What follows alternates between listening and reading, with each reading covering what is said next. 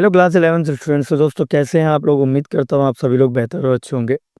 तो class 11th मैंने last video में आपको मेसोपोटामिया यानी लेखन कला और शहरी जीवन के टॉप 5 क्वेश्चन कराए थे। और अगर आपने वो वीडियो नहीं देखी है तो जाकर देख लीजिएगा। एंड देन उसके बाद हम ये सेकंड चैप्टर लेकर आए हैं। आप ये हिस्ट्री से है, ठीक है, जिसमें हम जानेंगे 3 महाद्वीपों में फैला हुआ साम्राज्य के टॉप 5 क्वेश्चन जो भी आज की डेट में पूछे जा सकते हैं, वो सारे के सारे इस वीडियो में होने जा रहे हैं। ठीक है, अगर आप चैनल पे नए हैं तो चैनल को सब्सक्राइब कीजिएगा, वीडियो को लाइक करना और अपने दोस्तों को शेयर करना। और अगर आपकी कोई भी सिफारिश है या गुजारिश है, वो आप लोग हमारे साथ शेयर कर सकते हैं। ठीक है, फिलहाल हम स्टार्ट करने जा रहे हैं फर्स्ट क्वेश्चन से। एंड फर्स्ट क्वेश्चन हमारे सामने, रोमन प्रशासन, समाज, संस्कृति और आर्थिक विस्तार का वर्णन कीजिए।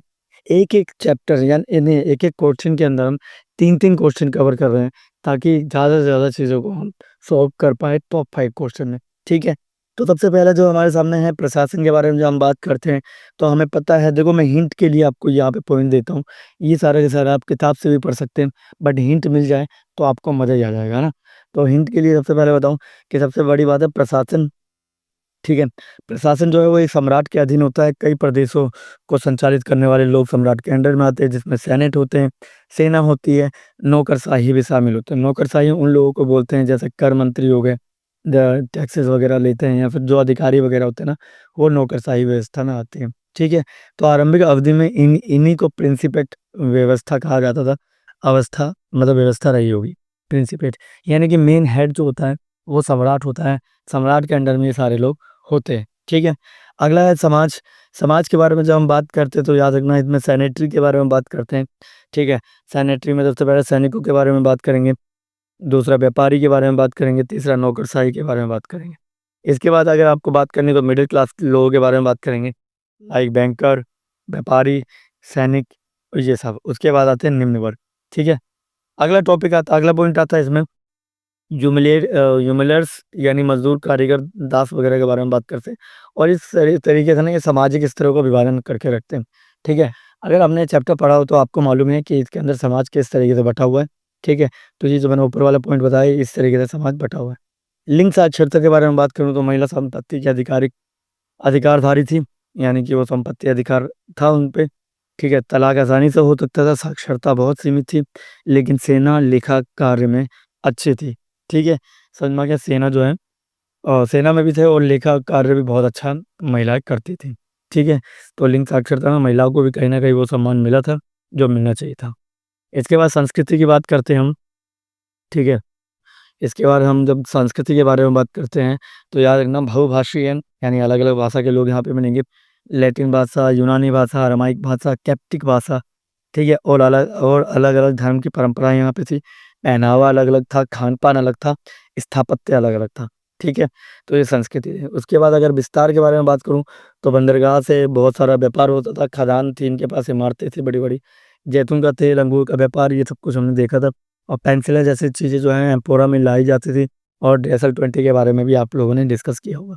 ठीक है, आर्थिक नेटवर्क बहुत मजबूत था इनका, और ज़्यादातर इनका जो काम होता था वो जहाज़ों से और जल चलित मिल आदि से काम हुआ करता था। ठीक है, चलिए सेकंड क्वेश्चन पे चलते हैं। सेकंड क्वेश्चन क्या है हमारे सामने वो देखते हैं।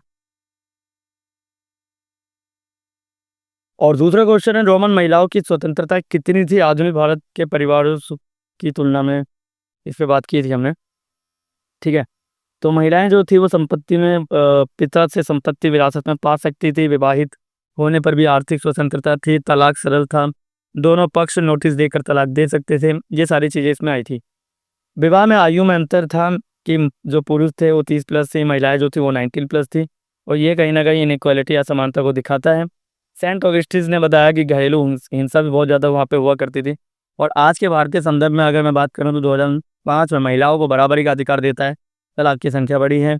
राजनीतिक प्रतिनिधित्व में 33% आरक्षण दिया। तो कुल मिला के कहना चाह रहा हूँ कि यदि अगर आपको नोट टी करके या फिर निष्कर्ष में अगर आपको भारतीय समाज के बारे में भी अगर तुलना करनी हो तो कर सकते हो आप लोग। ठीक है, चलिए थर्ड क्वेश्चन है हमारे सामने, रोमन साम्राज्य के सामाजिक संगठन या स्ट्रक्चर किस तरह की थी उसकी व्याख्या करें तो लिखा है, समाज का श्रेणीकरण था। जैसे सीनेटर था, घुड़सवार था, व्यापारी था, नौकरशाही था और दास वगैरह थे। ठीक है, निम्न वर्ग भी था इसके अंदर, जैसे दिदास करके था, मजदूर थे और मनोरंजन के लिए भी लोग थे। आधुनिक फुटबॉल स्टार, फिल्म स्टारों की तरह लोग भी थे वहाँ पे जो मनोरंजन कर वगैरह करते थे, तो उनकी वैल्यू अलग तरीके की थी, है ना। तो बहुत सारे लोग सामाजिक संगठन का पार्ट हुआ करते थे, ठीक है। एंड फोर्थ क्वेश्चन है लेट एंटिक्विटी क्या अवधि है और इसे लेट एंटिक्विटी क्यों कहा जाता है। तो हिंदी में बोले तो इसे बोलते हैं पूर्ववर्ती काल।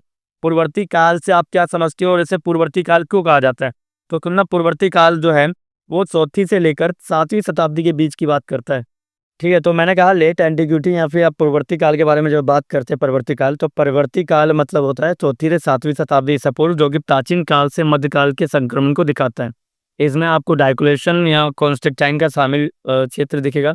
और डायक्लेशियन ने साम्राज्य को विभाजित किया था, कॉन्स्टेंटाइन ने सोने की मुद्रा सोलिडस को अपनाया था और बाइजेंटाइन को राजधानी माना था, ठीक है। जितने इंग्लिश में बोला था हमने कॉन्स्टेंटिनोपॉल, ठीक है। समझ में आ गया। तो ये फोर्थ क्वेश्चन था, पूछ लेता है कभी कभी लेट एंटिक्विटी या फिर परवर्ती काल से आप क्या समझते हैं, तो आपको दोनों तरह से डेफिनेशन बताना पड़ेगा, ठीक।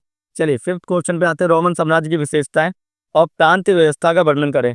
देखो रोमन साम्राज्य की जो विशेषताओं के बारे में बात करता है तो याद रखना, सम्राट, सेनेट, सेना, नौकरशाही मिलकर शासन की रीढ़ की हड्डी थे, ठीक है। सम्राट जो है, सम्राट, सेनेट, सेना, नौकरशाही सब मिलकर समान की एक शासन था, वो प्रॉपर बनाते थे, उसकी रीढ़ की हड्डी यही तो, ठीक है।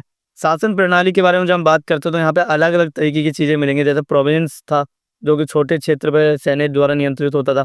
फिर सम्राट के अधीन में आने वाला क्षेत्र पूरी तरह से आता था, जैसे जितने लेगेट नियुक्त होते थे वहाँ पे, ठीक है। फिर पैक्स रोमाना जो है वो अगस्टस से शुरू किया था, लगभग 200 साल पहले साम्राज्य में स्थिरता और आर्थिक विकास के लिए, ठीक है। तो 200 वर्ष तक जो साम्राज्य में स्थिरता वगैरह देखने को मिलता है उस पर बात हो रहा है। फिलहाल ये सारांश के रूप में हमने जो देखा, तो मैंने बोला कि प्रशासन के बारे में हमने जाना, समाज के बारे में जाना, संस्कृति के बारे में जाना, प्रशासनिक विभाजन के बारे में जाना, सामाजिक वर्ग, आर्थिक नेटवर्क, इन सब के बारे में जाना।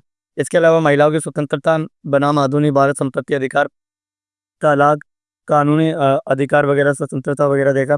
सामाजिक संगठन, वर्ग विभाजन वगैरह संबंध वगैरह देखा। लेट एंटिक्विटी की अवधारणा देखी। 4वीं से 7वीं सदी, डायक्लोशन और कॉन्स्टेंटाइन की भूमिका देखी। तो ये सब कुछ हमने इसमें देख लिया है, ठीक है। तो ये थे हमारे इम्पोर्टेंट और आसान क्वेश्चन। बाकी हम मिलेंगे नेक्स्ट वीडियो में। ज़्यादा बड़ी वीडियो नहीं होती तो मैं कहता हूँ कि बाद में आप देख लीजिएगा, ठीक है। और अगर इस PDF को चाहिए तो आप इस PDF को ले सकते हैं इस नंबर पे मैसेज करके, ठीक है। इस नंबर पे मैसेज करके आप ले सकते हैं। बाकी मिलते हैं किसी और वीडियो में। आज के लिए बस इतना। थैंक यू, धन्यवाद।